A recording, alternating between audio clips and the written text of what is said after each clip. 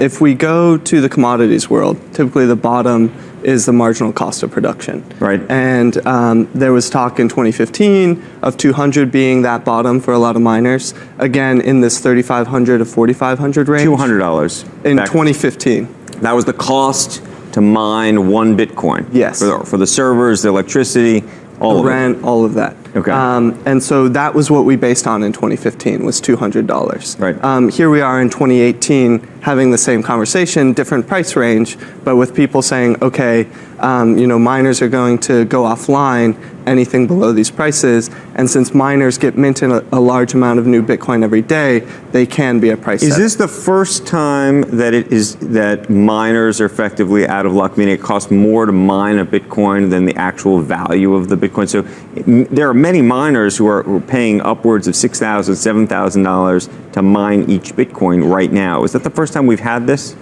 We've had it with specific miners. For example, KNC Miner, I think it was in 2016, went out of business. One mining operation that was probably paying too much for electricity or poorly managing its operations, something like things like that.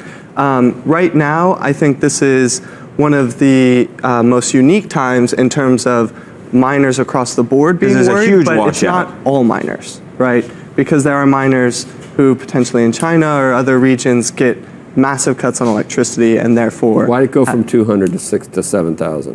Why did it go from 200 to 7,000? Well, why did the cost of production go from 200 to 7,000 when oil's still $50? Sure. Whatever. So the way Bitcoin's network is supported is by volunteer machines around the world which clear and settle Bitcoin transactions.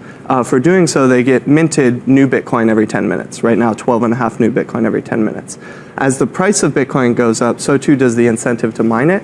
And so as the margins of existing miners go up, more and more computers flood the market. Right. And so because you would think that the more people come in, the cheaper we'd get to do something. Well, no, because in this case, there's a limited amount of weights. I understand, but it's weird. I don't. So, but am I supposed to think now that it doesn't cost 200 to mine now? It's definitely 7,000. So we're getting a 50% discount. Then we should buy it if it really is a 50% discount to what it costs to mine. So I think right now it's the 3,500 to 4,500 range. Because you believe people are going to come off. See, what happens is people could come offline, decide they're not going to mine, right? I know this sounds completely crazy, bizarre. but people would come offline, and then it would actually be cheaper, right? It'd be actually cheaper to mine. I get it, but think of it as the market for Bitcoin security, right? The number of computers securing Bitcoin's network makes it more and more secure. Except for that we need oil. I'm thinking it's just like oil. We need oil. We don't need Bitcoin. If it got as transparent who owns what, and it no longer there's no longer any appeal to those that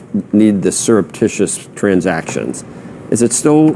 I mean, I've heard it. We're in a digital world, therefore digital currency is going to be worth a lot.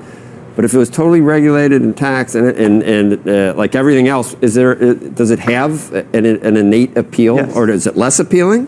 So I think the story of surreptitious transactions is mostly behind us. Okay. There have been some great research reports put out by University School of London, University of Wisconsin-Madison, that go through these different eras. Early on it was geeks, then it was sin activities, and now it's really legitimate enterprises. We're not just buying fake IDs or having someone rubbed out. But I still want to know psychologically, what do you think has led to the downturn in terms of the price of Bitcoin right now? And then, to the extent that you're still bullish, what is going to... I am still bullish. Okay, then what is going to lead from a sort of philosophical, psychological change in the marketplace that's going to lead it back up again? Sure. So if we go back to December of last year when we peaked at 20,000, that was an overheating market, right? We've had 7 periods where Bitcoin more than doubled in a month, which I think of qualifying as a bubble, and they're always followed by greater than 50%. Do we know if it's the same investors that come back, or is it always a new group? But do they wash each other out?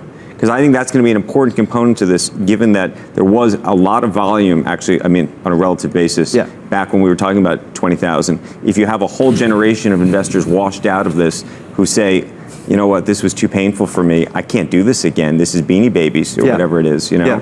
And so the question is, who's going to come in to pick up the slack? Is there a new generation of investors who's going to say, I missed it the first time, now I got to do it now? So I think it's been mostly a retail-driven market to date. And what was interesting last year, and with our fund, we got a lot of institutional LPs who were dipping their toes in the water. And that's continued to happen this year. By the way, we had a guest on yesterday who suggested that institutional investors are not buying through these exchanges so the price of Bitcoin is not properly reflected. Basically, the point was that some of this is being bought OTC. OTC. Majority OTC for institutions. So we have no idea of what's really going on, is what you're trying to say. Yeah, and that's interesting if true. Yeah, and there's been a marked shift. If you talk to the OTC desks this year versus the exchanges, volumes, I haven't seen the numbers from OTC desks, but volumes are supposed to be on par. So you've got double the volume really as it appears.